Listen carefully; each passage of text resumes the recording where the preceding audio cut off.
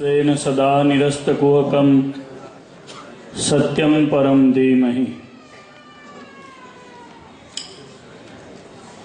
इष्टदेव स्वामीनारायण भगवान श्रीमद् भागवत जी ने कथाना वक्ता श्री सुख स्वरूप पूज्य चैतन्य स्वामी જેમના હૃદયમાંથી આ શ્રીમદ ભાગવતજીના સુંદર આયોજનની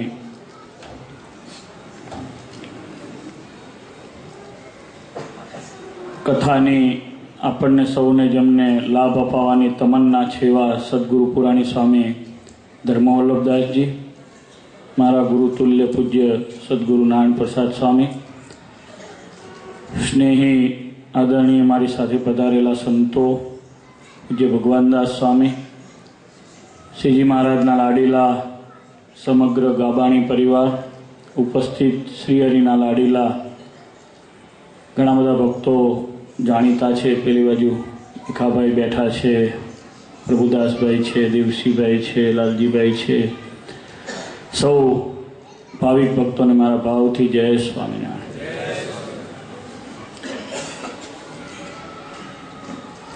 શ્રીમદ ભાગવતજીની દિવ્ય કથા ચૈતન્ય સ્વામી કરી રહ્યા હતા. સુરતમાં અત્યારે સત્સંગની મોસમ બરાબર ખીલેલી છે, એટલે પ્રસંગોપાત આવવાનું થયું. મંદિરે, મોટા મંદિરે મહાવિષ્ણુ યાગ છે, અશ્વિની કુમારે પણ સભા ચાલુ છે, કતારગામ મંદિરનો પાટોત્સવ છે, વિષ્ણુ સ્વામી નવાન પારાયણ વાંચે છે, પૂજ્ય પુરાણી સ્વામી તો અખંડ કોઈ પણ કાર્યક્રમ કરે આપણને બધાને એનો આનંદ હોય જ. પૂજ્ય સ્વામીએ પણ સરસ આયોજન કર્યું છે. ભાગવતજીની જ્યારે સ્વામી કથા વાંચતા હતા, ઘણા બધા પ્રસંગોમાં અને દરરોજ લગભગ ભાગવતજીની કથાઓમાં જવાનું અને સત્સંગી જીવનની કથાઓમાં જવાનું થાય છે. આજના દિવસમાં 3 જગ્યાએ ફંક્શનોમાં જઈને આવ્યો. ભરૂચ મંદિરે ભાગવતજીની બહુ મોટી કથા ચાલે છે, નવાન પારાયણ રામાયણમાં જઈને આવ્યો અને અહીંયા ભાગવતજીમાં બેઠો. પરંતુ એક આનંદ એ થાય કે શ્રીજી મહારાજને જે ગમે છે એવી કથા ચૈતન્ય સ્વામી કરી રહ્યા છે. સીધી જ ભગવત વાર્તા સંબંધી વાત કરવી, જેને આપણે નિષ્કુળાનંદ સ્વામીના શબ્દોમાં કહીએ તો કારણિક કથા. જેમ કોઈ કોબરા હોય, ડંસ મારે પછી માણસ પાણી નથી માગતો, એમ આ કથા જેના ભાગ્યમાં હોય ને આ હોલમાં આવીને બેસે અને ભાગવત સાંભળે, શ્રીમદ ભાગવતજીને સાંભળે, એના માટે આ કારણિક કથા હોય એવું અડધો કલાક કથા શ્રવણ કર્યું ત્યારે લાગ્યું. શ્રીજી મહારાજને અતિ પ્રિય કથા છે. ભાગવતજીમાં જ વિદ્વાનોની પરીક્ષા થાય છે, કારણ કે આ કંઈ સામાન્ય અને પચે એવો સદગ્રંથ છે નહીં. ઉપલગ કથા કરે એમાં કંઈ માલ પણ હોય નહીં. ને આ કથા કરે જે દિલથી, જેમ વામનજીની સાથે સાથે લાકડી મોટી થઈ, એમ ભાગવતને જેટલું શાસ્ત્રી પચાવે એટલા એ પણ મોટા થાય એવું છે. ભગવાન ક્યારેક એવું સાંભળીએ કે સતી વિના, સુરા વિના, સંત વિના ધરતીને ખાલી નથી રાખતા. ક્યારેક સેકન્ડ જનરેશનના સંતો કથા કરતા હોય ત્યારે આપણને એમ થાય કે સંપ્રદાય એને કોઈ વાંજીઓ કહેશે એવી વાતમાં માલ નથી. એમ સરસ કથા થતી હતી, અદ્ભુત કથા થતી હતી. આ કથા મોક્ષદાયી કથા છે. આવી કથાથી જીવનું કલ્યાણ થાય.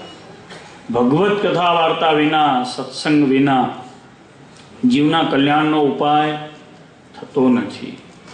અને બીજી કોઈ એવી સંસ્કૃતિ પણ આ પૃથ્વીના પટ ઉપર નથી દેખાતી જેની પાસે આવી કથા હોય. વસ્તી અત્યારે 7 અબજે પહોંચવા આવી છે. રેશિયો એવું કહે છે કે ઓવરઓલ બહુ ઝડપી ગ્રોથ થઈ રહ્યો છે. દેશ આઝાદ થયો ત્યારે 30 કરોડ વસ્તી હતી, જે અત્યારે ઉત્તર પ્રદેશ ફક્ત એકલાની છે. એટલો ઝડપી ગ્રોથ થઈ રહ્યો છે. એમાં પૃથ્વી તો એનાથી અનંત ગણી પૃથ્વી ઉપરની વસ્તી વધી રહી છે. ત્યારે એમાં આપણે આપણો પોતાનો વિચાર કરવો. કરોડો જીવોને આ પૃથ્વી ઉપર ભગવાન પોતાની ઈચ્છાથી કર્મફળ પ્રદાતા પરમેશ્વર કર્મફળ પ્રમાણે મોકલે છે. આપણું કંઈ બાકી નથી રહી જતું ને, એ વારે વારે પુનઃ વિચાર બુદ્ધિશાળી માણસે કરવાનો હોય છે. જાગ્યા એટલે ખાલી ફેક્ટરી કે ઘર કે બૈરું કે છોકરો કે પહેરવાના કપડાં કે ચંપલ કે દાઢી મૂછના જ વિચાર કરવાના, એ હોતું નથી. અમારા જેવું એમ કે તુમડું પથ્થર કે ગાતડિયું એનો જ વિચાર નથી હોતો. એમ આપણે જીવના કલ્યાણનો ઉપાય શોધવાનો હોય છે. અને એ આપણા મહાપુરુષો પરમેશ્વરના અવતારો આપણને બહુ સરસ મજાના ચરિત્રો આપી ગયા છે. એમની એક એક લીલા આપણને ભગવાનના ચરિત્રમાં ડૂબવાથી, ભગવાનના સ્વરૂપનું જ્ઞાન થવાથી, ભગવાનના ચરણારવિંદમાં આપણને પ્રીતિ થાય છે. આ કથા પાછળનો હેતુ શું છે? જીવનું કલ્યાણ કરવાનો હેતુ છે ને. પરિવારનો શું હેતુ છે? પોતાના પૂર્વજોની સ્મૃતિને યાદ કરવાનો હેતુ હશે. ભગવાનની સ્મૃતિ વિના કંઈ પણ કરીએ એ બધું અધૂરું છે. આનાથી મને લાગે છે ભગવાનનો આશરો પણ એટલો દ્રઢ થાય છે. કથા વાર્તા વિના ભગવાનનો આશ્રય દ્રઢ થાય એવું લાગતું નથી. રાઘવાનંદ સ્વામી ઉના ગયા.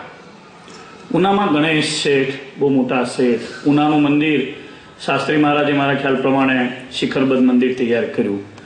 તો મોટા શાસ્ત્રી મહારાજે, શાસ્ત્રી સ્વામી ધર્મજીવનદાસજી સ્વામીએ, શ્રીજી મહારાજના સમયમાં રાઘવાનંદ સ્વામી સત્સંગ કરાવવા ગયા. હંસરાજ શેઠ, હંસરાજભાઈ ગાંધી, એ મોટી ધારીના હતા. એ ઉનામાં ગણેશ શેઠના મિત્ર થાય. ગણેશ શેઠને પણ ગંધિયાણાનો વેપાર, હંસરાજભાઈને પણ એવો જ વેપાર. એટલે બંનેને દરરોજ વાત થાય. પેલા જૈન અને આ ચુસ્ત સત્સંગી થયેલા, દ્રઢ આશ્રયવાળા હતા શ્રીજી મહારાજના. હું દ્રઢ આશ્રયવાળાની વાત કરી રહ્યો છું. ભગવાનની કથા વાર્તા થકી, ભગવાનના યોગથી, ભગવાનના સંતના યોગથી જીવને ભગવાનનો દ્રઢ આશરો થવાથી એનું જરૂર કલ્યાણ થાય છે એની વાત કરું છું. હંસરાજભાઈના યોગથી ગણેશ શેઠને સત્સંગ થયો, એ બહુ સમજવા જેવી વાત છે. ગણેશ શેઠ એમના ભાઈઓ હતા. જેઠા શેઠ હતા, વલ્લભજી શેઠ હતા, બધા એમના ભાઈઓ હતા. રાઘવાનંદ સ્વામી ગયા એટલે સહેજે હંસરાજભાઈ કહેવા ગયા કે ગણેશ શેઠ, તમે અમારા સંતોને બોલાવશો વોરવા? જૈન શ્રેષ્ઠીઓ વોરવા બોલાવે. તમે વોરવા બોલાવશો? તો કે બોલાવો, તમે કહેતા હો તો વાંધો નહીં તો અમારા તો જૈન મુનિ ભગવંતો આવે જ છે, તમે કહો છો એટલે બોલાવો. સારો દૈવી જીવ હતો એટલે તરત વાત માની. આપણી વાતને જે કથામાં આવવા માટે માને, ચાલને કથા ચાલે છે, મેચ મૂકને પડતી તો સમજવાનું કે આમાં દૈવી જીવ પણ કંઈ થોડું છે. આવ્યો, એમ બેઠો આપણી સાથે આવ્યો. હંસરાજ શેઠની વાત સાંભળીને ગણેશ શેઠે હા પાડી. રાઘવાનંદ સ્વામી મંડળ સાથે વોરવા માટે ગયા. શુદ્ધ ભાવે રસોઈ તૈયાર કરી હતી, સંતોએ લીધી. પછી હંસરાજભાઈ ગાંધીએ કહ્યું કે એક કામ કરો ને, સંતો બજારમાં જાય, કોઈ અડી જાય, અભડાય, એના કરતાં સંતો ચોળે થઈને તમારી આ કોડ છે જ્યાં ઢોર બાંધો છો ત્યાં બેસીને જમી લે તો કેમ? તો વાંધો નહીં, ત્યાં બેસીને જમી લે. સંતો જમ્યા. સંતોની દરેક ક્રિયા મંગલમય હોય છે. એમનું ચાલવું, હરવું, ફરવું, બોલવું, માથે હાથ મૂકવો, એમનું જમવું, એમનું નાહવું, એમનું સૂવું, એ દરેક ક્રિયામાં પરમેશ્વરનો યોગ હોય છે. એ યોગે કરી અને એ ઘરમાં એવા વાઇબ્રેશન્સ થયા કે એની સીધી અસર ગણેશ શેઠને થઈ. ફરી એકવાર સંતો તો ઠાકોરજી જમાડીને ઉતારે ગયા. હંસરાજ ગાંધીએ આગ્રહ કર્યો કે શ્રીજી મહારાજના દર્શને ગઢડે જવું છું, વિચાર છે આવવાનો? તો કે તમે કહો છો તો આવું. જતા પહેલા ફરી એકવાર રસ્તામાં રાઘવાન સ્વામી ભેગા થયા. સ્વામીએ 84 લાખના ફેરામાંથી મુક્ત થવાની, યમપુરીની યાતનાઓની, દેહની નાશવંતતાની, આ બધી બહુ સરસ સરસ વાતો કરી. જે વાતો કારણિક હતી, જે અત્યારે કથામાંથી થઈ રહી હતી. એવી સરસ વાતો થવાથી ગણેશ શેઠના મનમાં અતિશય ભાવ આવ્યો. સ્વામીના હાથે કંઠી પહેરી. સ્વામીએ એક પ્રશ્ન પૂછ્યો કે શેઠ, તમે હિન્દુ છો? જૈન મત હિન્દુ ધર્મનો ફાંટો જ ગણાય છે, તો તમે હિન્દુ છો? તો કે હા સ્વામી, અમે હિન્દુ તો ખરા જ. તો કે તમે ચોટલી રાખો છો? તો કે ના, ચોટલી નથી રાખતો, કંઈ ચિહ્ન નથી હિન્દુનું. તમારા બધાએ વિચારવાનું, રાખતા હો તો ના રાખતા હોય તો શરૂ કરી દેવાનું. એટલે તો જે ગણેશ શેઠને રાઘવાન સ્વામીએ કહ્યું એ કહું છું એમ. એટલે સ્વામીએ કહ્યું તો પછી રાખો તો કેમ સારું? તો કે રાખીએ ને. જેને પોતાના ધર્મનું અભિમાન ન હોય, જેને પોતાની જાતિનું અભિમાન ન હોય, જેને પોતાના સત્સંગનું અને પોતાની સંસ્થાનું અભિમાન ન હોય, એમાં કંઈ માલ ન હોય, એમાં બહુ લાંબુ લેવાનું પણ ન હોય. સ્વામીના વચનને તરત માની અને શેઠે, એટલા મોટા શેઠ હતા તો પણ એમણે શિખા રાખી. બધા ભાઈઓને કહ્યું બધા શિખા રાખો. અને આજે પણ એમના પરિવારના જન્મની નિશાની છે તિલક, ચાંદલો, કંઠી. એ તો ફરજિયાત આપણા સત્સંગીની હોય, પણ ચોટલી પણ ફરજિયાત, શિખા પણ નાનકડી એવી ગણેશ શેઠના બધા પરિવારો ઉનામાં રાખે છે. હંસરાજભાઈની સાથે ગઢડે ગયા, શ્રીજી મહારાજના દર્શન થયા. મહારાજે બહુ બધી જ્ઞાન કથા વાર્તા કરી, બહુ રાજી થયા. ગણેશ શેઠ પાછા આવ્યા. એ પહેલા મહારાજે કહ્યું કે શેઠ, તમે જાઓ છો તો ઉનામાં આપણું નાનું મંદિર થાય એવું ન કરો. તો કે ભગવાન તમે આજ્ઞા કરો, હવે તો હું તમારો શિષ્ય થયો છું તો ચોક્કસ કરું. એટલે સરસ મજાનું લાલજી મહારાજનું સ્વરૂપ હતું. શ્રીજી મહારાજ જેને પૂજતા હતા એ લાલજીનું સ્વરૂપ હતું, જે આજે ઉનામાં પૂજાય છે આપણા મોટા મંદિરે. ભગવાન સ્વામિનારાયણ સરસ શાળીગ્રામ પોતે પૂજતા હતા એ આપ્યા.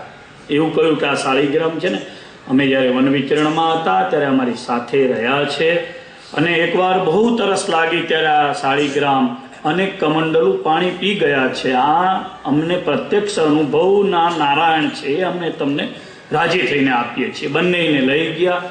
જેવી ઘરની ચિંતા કરો, દીકરાઓની કરો, ઘરવાળાની કરો, જમીનની કરો, મિલકતની કરો, એટલી જ ચિંતા લાલજીની અને આ શાળીગ્રામની કરજો. શ્રીજી મહારાજના દ્રઢ આશ્રયથી ગણેશ શેઠે લાલજી મહારાજ માટે પોતાના જ ઘરનો ભાગ કાઢી મંદિર કરી આપ્યું. જૂનું મંદિર સરસ તૈયાર થયું. પછી નારાયણદાસ સ્વામીએ વિશેષ મંદિર કર્યું ગુણાતીતાન સ્વામીના કહેવાથી. અને પછી મોટા શાસ્ત્રી મહારાજ એટલે આપણા ગુરુકુલના સ્થાપક પરમ પૂજ્ય શાસ્ત્રીજી મહારાજ ધર્મજીવનદાસજી સ્વામીએ શિખરબદ્ધ મંદિરો તૈયાર કરાવ્યા. સાધુને રહેવાની ધર્મશાળા પણ તૈયાર કરાવી. શ્રીજી મહારાજનો દ્રઢ આશ્રય હતો એટલે શું થયું એની મૂળ વાત આશરાની કરું છું. જ્યારે ધામમાં જવાના થયા ગણેશ શેઠ, એના 10 દિવસ પહેલા મહારાજે એમને દર્શન આપ્યા અને કહ્યું કે તમારો આ દેહ જો ગઢડા આવીને છૂટે શેઠ તો બહુ સારું. અમે ગોપીનાથ સ્વરૂપમાં અખંડ રહ્યા છીએ. મહારાજની વાત સાંભળી ગણેશ શેઠ પોતાના તમામ ભાઈઓ પરિવારની સાથે ગઢપુર આવીને રહ્યા. ગોપાળાનંદ સ્વામીની પાસે 8 દિવસ સુધી કથા વાર્તા સાંભળી, જેના પરિણામે અંતે શ્રીજી મહારાજે મુક્તો સહિત આવી અને પોતાના ધામમાં વિમાન લઈને તેડી ગયા.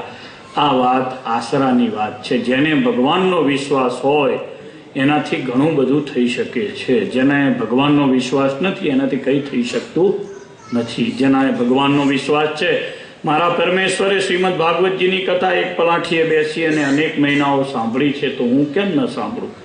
એણે કહ્યું છે કે 10મો સ્કંદ ભક્તિશાસ્ત્ર છે, તો અખંડ જ્યારે પણ ટાઈમ મળે એની આજ્ઞા પ્રમાણે 10મો સ્કંદ વાંચવો જ જોઈએ. 5મ સ્કંદને એણે યોગશાસ્ત્ર કહ્યું છે, તો મારે જરૂર મારા જીવનને યોગરૂપી બનાવવા માટે, યોગી જેવું બનાવવા માટે, ભગવાનમાં હેત વધારવા માટે મારે જરૂર 5મ સ્કંદ 10મો સ્કંદ વાંચવો જોઈએ.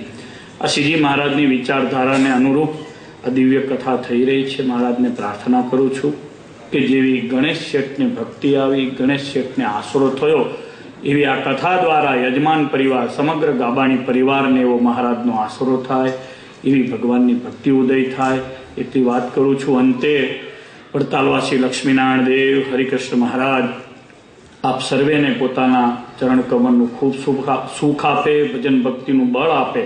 વિશેષમાં આવતી 30 તારીખથી આપણા વડતાલ ધામમાં બહુ મોટા પાયે છે હરિકૃષ્ણ મહારાજ મહોત્સવ 3 ઉજવવાનો છે. પૂજ્ય અમદાવાદ દેશમાંથી ધ્યાની સ્વામી વડતાલ આવ્યા. ઘણું મોટું મંડળ છે. સ્વામીની એવી ઈચ્છા હતી કે વડતાલ ખાતે મારે કંઈક હરિકૃષ્ણ મહારાજને છત્રાયા કરવું છે, મહારાજશ્રીને રાજી કરવા છે, વડતાલ ધામનો પ્રચાર પ્રસાર કરવો છે, દેવની સેવા કરવી છે. એ હેતુથી સ્વામીના જે બધા હરિભક્તો, હેતવાળા શિષ્ય હરિભક્તોએ બધી સેવા કરી છે. પૂજ્ય પુરાણી સ્વામીએ પણ એમાં કેટલુંક માર્ગદર્શન આપ્યું છે. વિશાળ હરિકૃષ્ણ મહારાજની 51 ફૂટની પ્રતિમા ત્યાં ગોમતીજીના કાંઠે અત્યારે પૂજ્ય ધર્મવલ્લભ સ્વામીના દેખરેખ હેઠળ તૈયાર થઈ રહી છે, જેનું ભવ્ય પૂજન કરવામાં આવશે. હેલિકોપ્ટર દ્વારા એની પુષ્પવૃષ્ટિ પણ 5 દિવસ થશે. મહાસુદી એકાદશીથી મહાસુદી પૂનમ સુધી આ મહામહોત્સવ ચાલવાનો છે. તમે બધા આવશો ને? હરિકૃષ્ણ મહારાજ એ આપણા ઈષ્ટદેવ છે. ખાસ જરૂર એ ઉત્સવમાં આવજો. આપણા આચાર્ય મહારાજ રાકેશ પ્રસાદજી મહારાજ એમને ગાદી ઉપર બિરાજમાન થઈ 12 વર્ષ પૂરા થઈ ગયા અને 31/1/2015 દિવસે 13મા વર્ષમાં પ્રવેશ કરશે. 13મું વર્ષ એમનું શરૂ થશે. એટલે એમનું પણ વિશેષ ભાવ પૂજન પૂજ્ય સ્વામીએ રાખેલું છે. સેંકડોની સંખ્યામાં સંપ્રદાયના સંતોને બોલાવીશું. ઘણા મોટા પાયે રાજકીય મહાનુભાવો આવવાના છે. સાથે 10,000 હરિભક્તો પૂજ્ય ધ્યાની સ્વામીના ત્યાં સ્ટેન્ડ બાય રહેવાના છે. તમે બધા હરિભક્તોએ ખાસ વડતાલ પધારજો. વડતાલ એ આપણું લાસ્ટ ડેસ્ટિનેશન છે. જેમ મુસ્લિમો માટે મક્કા છે, એક સમય એવું કહેવાતું હતું કે હિન્દુઓ માટે કાશી છે, એમ વડતાલ એ સ્વામિનારાયણ ભગવાનનો પર્યાય છે. વડતાલ એટલે સ્વામિનારાયણ એટલે વડતાલ. આપણા માટે લાસ્ટ ડેસ્ટિનેશન વડતાલ છે. એટલે શ્રીજી મહારાજને પ્રાર્થના કરું, કાયમ તમારા હૃદયમાં લક્ષ્મીનારાયણ દેવ હરિકૃષ્ણ મહારાજનો નિવાસ રહે, એમના ચરણની ભક્તિ મળે એટલી પ્રાર્થના કરી દઉં. જય સ્વામી.